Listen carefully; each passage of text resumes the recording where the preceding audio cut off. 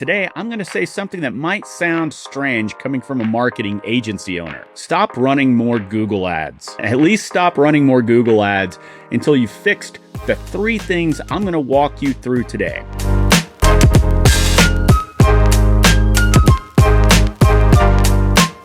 What's up, everyone? Welcome back to the No BS Dental Growth Podcast. I'm Chris Pistorius, your host, and today I'm going to say something that might sound strange coming from a marketing agency owner. Stop running more Google ads.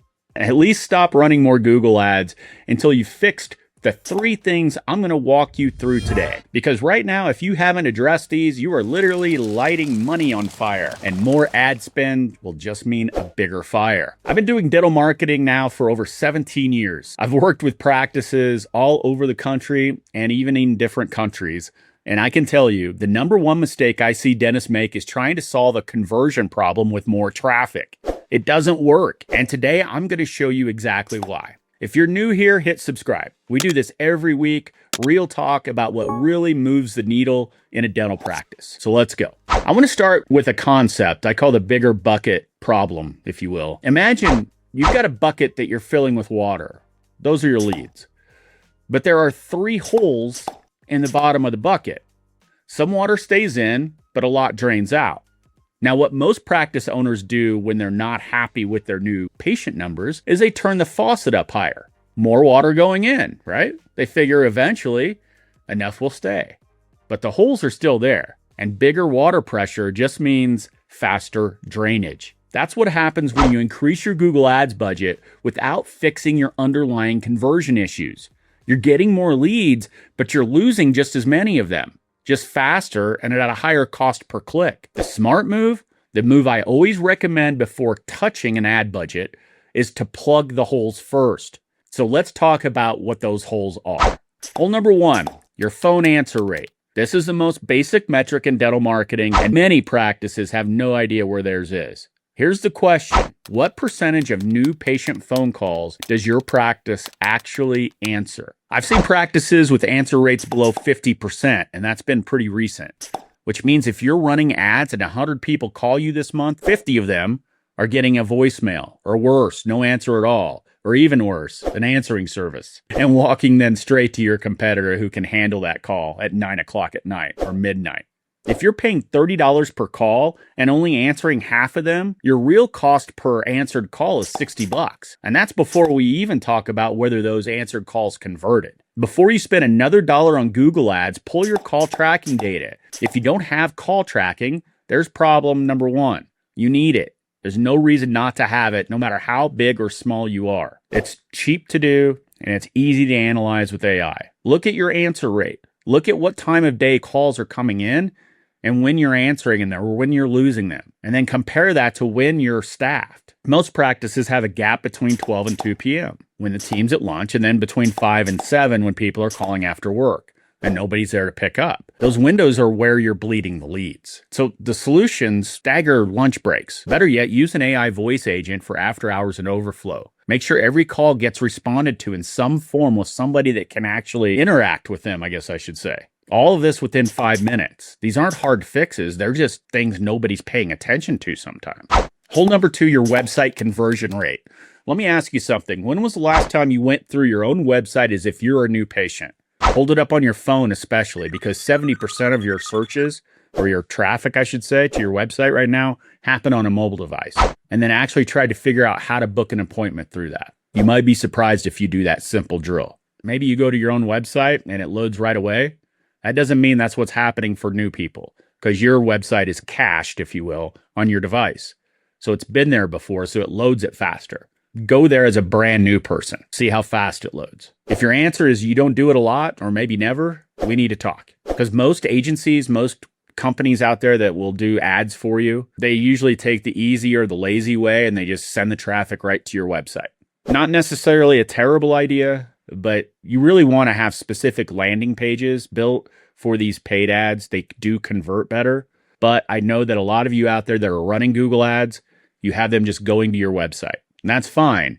But we've got to make sure that website is going to be a great experience for them. It's going to make them want to hold up their hand and say, yes, I want more information. So Here's what a bad dental website does when a Google Ads visitor lands on it. It loads slowly, maybe.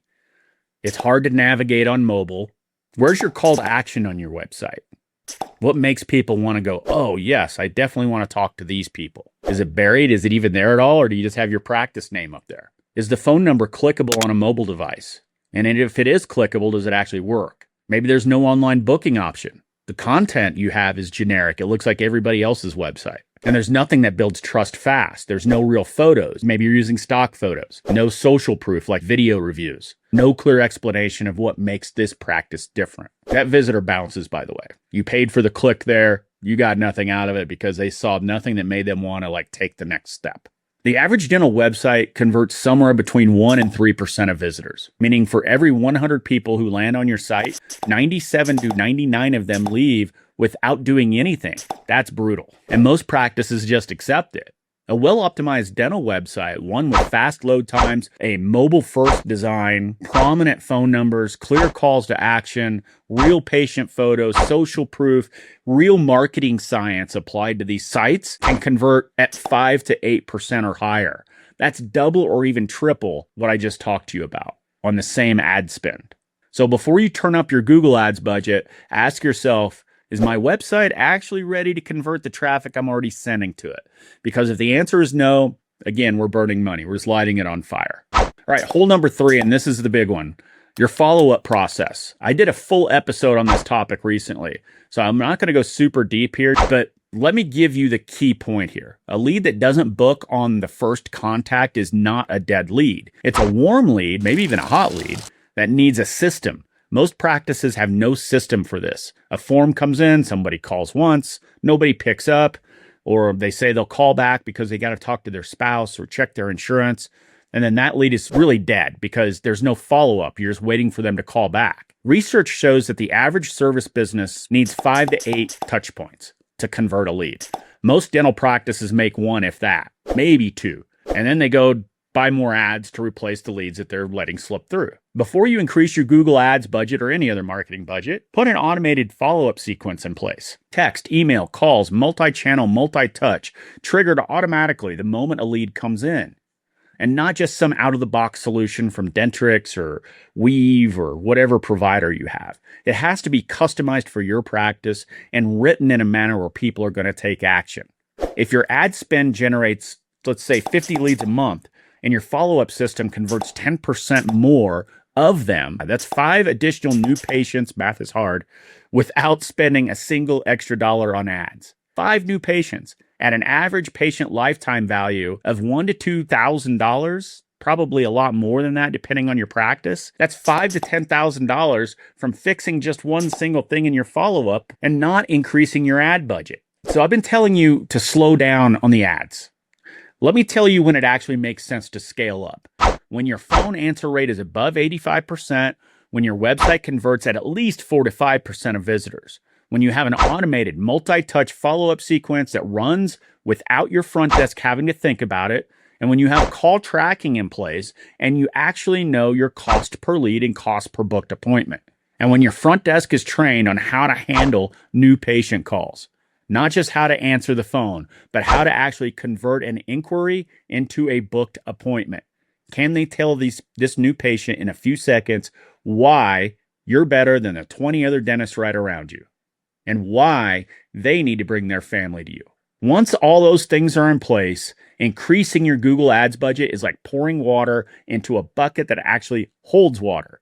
Every dollar you put in comes out the other side as booked appointments. That's when scaling makes sense, not before. The practices that grow the fastest aren't necessarily the ones spending the most on ads. They're the ones who built the infrastructure first. All right, let me bring it home.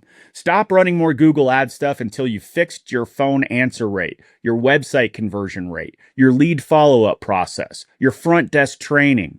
These are the 3 holes in your bucket. Patch them first, then scale. This is the exact diagnostic process we run with every new client in our 90-day sprint program. We don't touch ad spend until we understand what's happening to the leads you're already generating. Because every practice I've worked with has more opportunity in what they already have than they realize.